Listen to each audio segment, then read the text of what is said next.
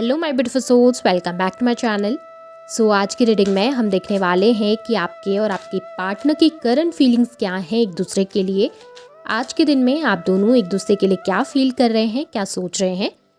Reading journal है, आप लोगों के साथ जितना रेजोनेट करती है आप उतना रखिए, जितना रेजोनेट नहीं करता है उसे जाने दीजिए। मेल एंड फीमेल सभी के लिए और सारे ही साइंस के लिए रीडिंग है। रीडिंग टाइमलेस है, तो जिस वक्त पे आपके सामने आती है उस वक्त पे आपके साथ रेजोनेट कर सकती है।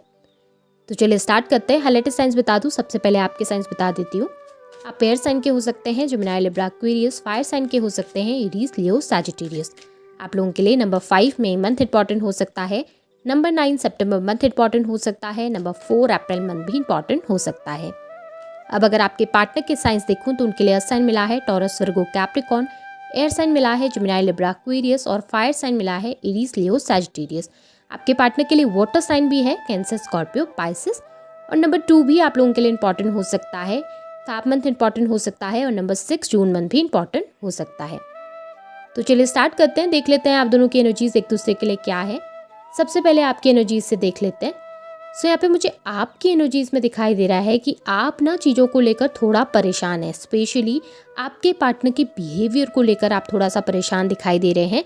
ऐसा नज़र आ रहा है कि आपके पार्टनर ना बहुत ज़्यादा सेल्फिश बिहेव कर रहे हैं इस समय पे, या फिर कहूँ कि बहुत रूड हैं आपकी तरफ। आपके पार्टनर ना एक इस तरीके की पर्सनैलिटी है ना, जिनके अंदर एक पॉजिटिव ऑरा तो है, साथ में वो ना लोगों को बहुत इजीली अट्रैक्ट करते हैं। फ्लर्टियस नेचर भी है आपके पार्टनर का, लेकिन उनका ना कम्युनिकेशन लेवल बहुत अच्छा है, बातचीत करने का तरीका बहुत अच्छा है। 4 लोगों के बीच में अगर आपके पार्टनर बैठे हैं ना, तो सभी को ना अपने आप से अट्रैक्ट कर लेते हैं, या फिर सभी लोग जो हैं उनके आसपास के वो उनके ऊपर फिदा हो जाते हैं। इस तरीके की एक एनर्जी, इस तरीके का एक ऑरा है आपके पार्टनर के अंदर, कि जिससे भी बात करेंगे, जिससे भी कम्युनिकेट करेंगे, वो पर्सन आपके पार्टनर का ना कायल हो जाता है। और ये चीज़ें ना कभी कभी आपको बहुत इनसिक्योरिटीज़ पैदा करती हैं।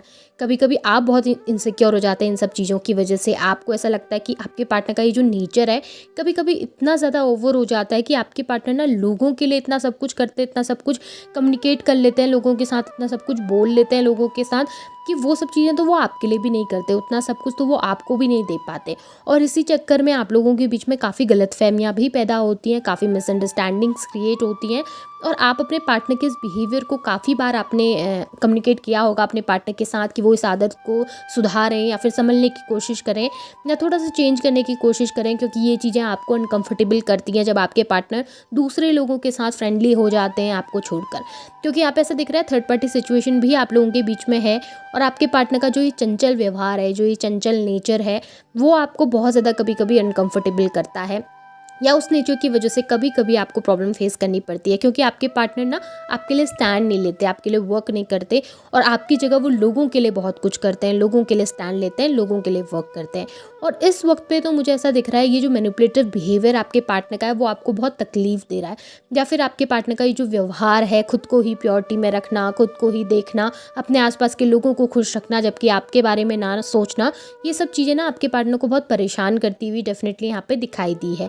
आप चाहते हैं कि आपके पार्टनर कम्युनिकेट करें आपसे, आप चाहते हैं कि आपके पार्टनर आपसे बात करें, खुलकर आपके सामने एक्सप्रेस करें कि वो क्या फ़ील करते हैं, क्या फ़ील नहीं करते हैं, या खुलकर आपको बताएं कि आपके और उनके बीच में क्या प्रॉब्लम्स हैं, या आपकी कौन सी बात ऐसी है जो आपके पार्टनर को बुरी लगी है, या उनको क्या फ़ील ऐसा आया है जिसकी वजह से वो दूरी बना रहे हैं। क्योंकि आप ऐसा दिख रहा है कि आपके पार्टनर के आसपास तो सब लोग हैं, आपके पार्टनर की लाइफ में तो उनकी फैमिली है, उनके लोग हैं, उनके अपने लोग हैं, लेकिन जो छूटा है वो आपसे छूटा है, दूर आपसे हुई हैं चीज़ें, जिसकी वजह से आप दुखी हैं। आपको ऐसा लगता है कि वो तो हैप्पी हैं, उनके पास तो सब कुछ है, उनके पास तो उनकी फैमिली है, उनके लोग हैं, और वो वहाँ पे इंजॉय भी कर रहे हैं, वहाँ पे खुश भी हैं। लेकिन मैं इस वक्त पे बहुत प्रॉब्लम में हूँ, मैं इस वक्त बहुत ज़्यादा अकेला फील कर रही हूँ, या अकेला फील कर रहा हूँ, क्योंकि मुझे अपने आसपास कोई नज़र नहीं आता। क्योंकि आपके लिए ना यही इंसान सब कुछ था, आपके पार्टनर ही आपके लिए सब कुछ थे, आपने सब कुछ अपना उनको दे दिया था, जिसकी वजह से भी आपको ये खालीपन का एहसास होता है। इस वक्त पे ना आप काफ़ी ज़्यादा कंफ्यूज नज़र आ रहे हैं, क्योंकि आप बिल्कुल नहीं समझ पा रहे कि आगे चलकर क्या होने वाला है, या फिर आगे चलकर आपने क्या करना चाहिए। क्या अपनी लाइफ में फोकस करना चाहिए, या इस इंसान का इंतज़ार करना आपके लिए सही रहेगा भी या नहीं रहेगा, ये चीज़ें भी आप इस वक्त पे नहीं समझ पा रहे।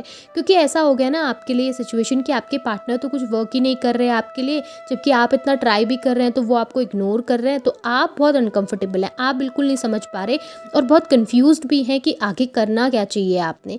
क्योंकि आपके पास ऑफर्स तो काफ़ी हैं, ऐसा नहीं है कि आपके पास कोई ऑफ़र नहीं है या ऐसा नहीं है कि आपको कोई नया ऑफ़र नहीं मिलता।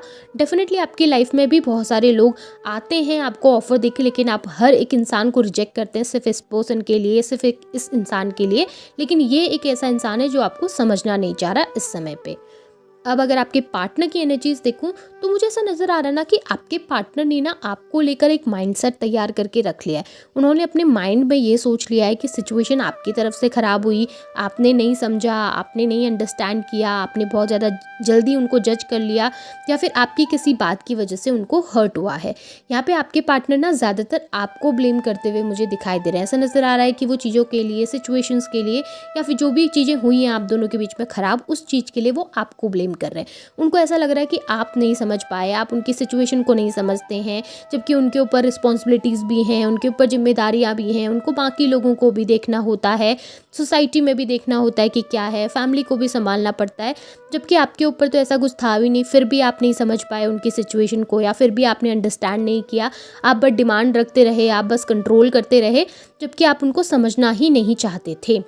आपके पार्टनर को लगता है कि आप एक कंट्रोलिंग पर्सनालिटी हैं। आपके पार्टनर को लगता है कि आप बहुत ज़्यादा उनकी लाइफ में इंटरफेयर करते हैं कभी कभी, या फिर उनको अपने हिसाब से रखने की कोशिश करते हैं, और ये चीज़ें आपके पार्टनर को अच्छी नहीं लगती। आपकी जो ये चीज़ें हैं या फिर आपकी जो ये एनर्जीज़ हैं वो आपके पार्टनर को बिल्कुल पसंद नहीं आती, और उस वजह से ही वो आपसे डिस्टेंस क्रिएट करते हैं। यहाँ पे आपके पार्टनर ना थोड़ा सा सोसाइटी कॉन्शियस भी मुझे दिखाई दे रहे हैं, और इसके साथ साथ आपके पार्टनर के अंदर मुझे बहुत ईगो भी दिख रहा है। ऐसा नज़र आ रहा है कि उनका ईगो हर्ट हुआ है, जिसकी वजह से आपके पार्टनर आपसे कनेक्ट नहीं कर रहे। वो आपके सामने इस समय पे झुकना नहीं चाहते, इस वजह से वो आपके पास आकर आपसे बात नहीं कर पा रहे हैं। माइंड में काफ़ी सारा चीज़ें चलती हुई नज़र आ रही हैं, और उनके आसपास मुझे नेगेटिव लोग भी काफ़ी दिखाई दे रहे हैं। मैनिपुलेटिव पर्सनैलिटीज़, मैनिपुलेटिव लोग उनके आसपास काफ़ी ज़्यादा हैं, जिसकी वजह से आपके पार्टनर बहुत कंफ्यूज होते हैं।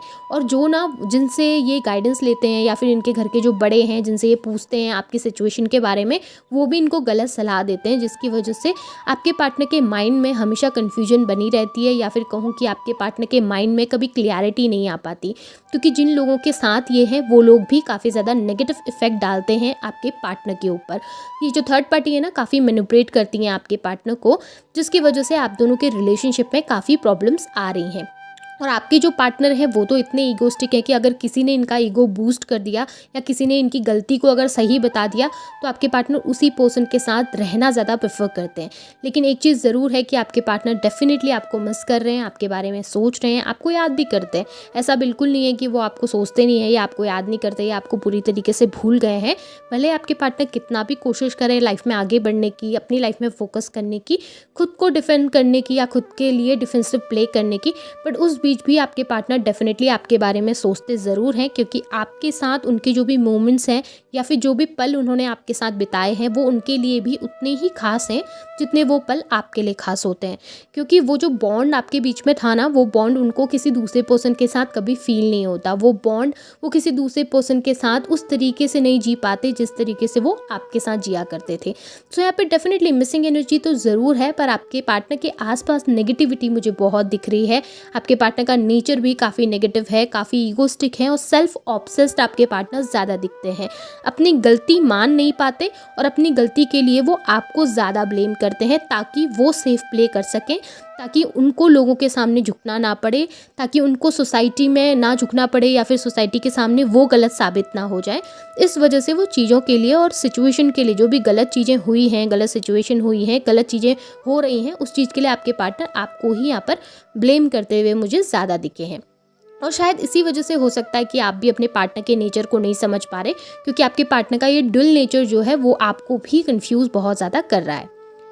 अपना मैं आप लोगों के लिए कुछ गाइडेंस के कार्ड्स भी निकाल लेती हूँ। देख लेते हैं कि यूनिवर्स इस रिलेशनशिप में आपको क्या गाइड करना चाहते हैं।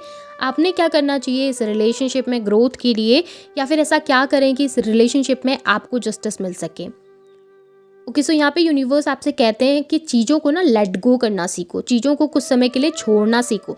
आप ना अपनी पास्ट की एनर्जीज़ में इतना स्टक रहते हैं, या फिर अपने पास्ट को इतना ज़्यादा पकड़ के रखते हैं कि आप उन चीज़ों से आगे ही नहीं बढ़ पा रहे हैं, और वो जो चीज़ें हैं ना आपको ही परेशान करती हैं। आप सेल्फ लव की एनर्जी में नहीं आ पा रहे, आपके अंदर वो कॉन्फिडेंस बिल्ड नहीं हो पा रहा जहाँ पर पे आप खुद को वैल्यू करें, या फिर लोगों से बेहतर खुद को समझ सकें। कंपैरिजन की एनर्जीज़ बहुत ज़्यादा होती हैं, पास्ट में बहुत रहते हैं, पास्ट को सोच सोच के परेशान बहुत ज़्यादा होते हैं और अपनी लाइफ में फोकस नहीं कर पा रहे, जिसकी वजह से एंजाइटी बढ़ रही है, डिप्रेशन आपका बहुत ज़्यादा बढ़ रहा है, अकेले में बैठकर रोते रहते हैं, चीज़ों के बारे में सोच सोच के परेशान रहते हैं, पर अपनी लाइफ में फोकस बिल्कुल ही नहीं कर पा रहे। वर्क प्लेस में भी चीज़ें ख़राब होने लगी हैं क्योंकि मन आपका वहाँ पर लगता नहीं है, काम में मन नहीं लग रहा, पढ़ाई में मन नहीं लग रहा, किसी भी चीज़ में मन नहीं लग रहा इस वक्त पे, जिसकी वजह से प्रॉब्लम बहुत बढ़ रही है। तो यूनिवर्स बस इतना चाहते हैं कि अपनी ना पास्ट को कुछ समय के लिए छोड़ दो, जो सिचुएशन जैसी है उसको उसी हाल में छोड़कर उसे सुधारने की कोशिश मत करो, अपनी तरफ से कम्युनिकेट करने की कोशिश बिल्कुल मत करो, चीज़ों को जिस हाल में है उस हाल में छोड़ दो, अपनी लाइफ में फोकस करके आगे बढ़ने की कोशिश करो, क्योंकि जब वो आपकी कमी को महसूस करेंगे तब वो आपकी ज़िंदगी में आएंगे। अगर इतना अवेलेबल रहेंगे अपने पार्टनर के लिए तो वो आपको फॉर ग्रांटेड लेने लगेंगे और आपका रियूनियन नहीं हो पाएगा। सो इस गाइडेंस को ध्यान में रखिएगा और अगर रीडिंग रेजोनेट हुई है, पसंद आई है तो इसे क्लेम भी कीजिएगा, लाइक भी कीजिएगा, शेयर भी कीजिएगा, चैनल को सब्सक्राइब भी ज़रूर कीजिएगा, बेल आइकन ऑन करना बिल्कुल भी ना भूलें। Thank you.